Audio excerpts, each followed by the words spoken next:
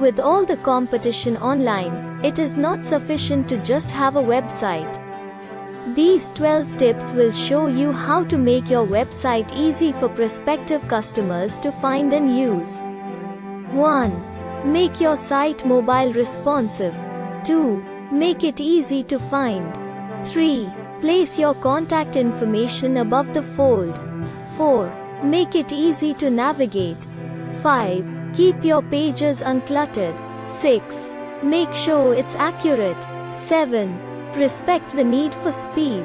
8. Have a call to action. 9. Keep your design simple. 10. Get personal. 11. Make sure your website copy is customer oriented.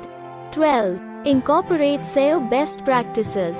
Online सभी प्रतियोगिता के साथ केवल एक website होना ही पर्याप्त नहीं है।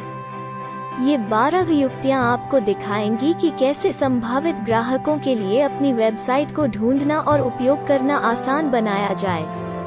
1. अपनी साइट को मोबाइल रिस्पॉन्सिव बनाएं। 2. इसे ढूंढना आसान बनाएं। 3.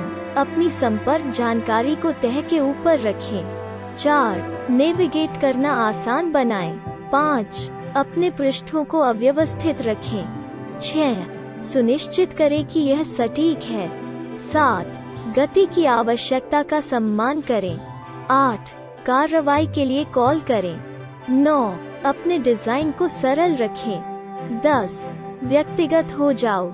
11. सुनिश्चित करें कि आपकी वेबसाइट की प्रति ग्राहक उन्मुख है।